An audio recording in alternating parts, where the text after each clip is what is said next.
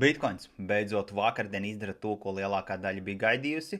Aizpilda CME gapu pie 92,000, kas bija izveidojies no aprīļa mēneša.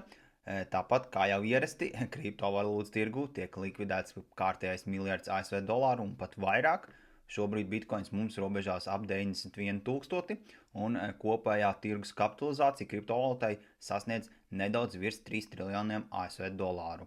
Kas tad tālāk notiekās? Pirmā lieta, ko man vienmēr patīk teikt, ir to, ka putekļiem jānosēžās pēc šāda krituma un jāsaprot, ko tad mums rādīs tālāk dati. Bet, ja mēs paskatāmies tādu tehnisko analīzi, tad jā, bitkoins ir izlauzis svarīgu uptrend kanālu.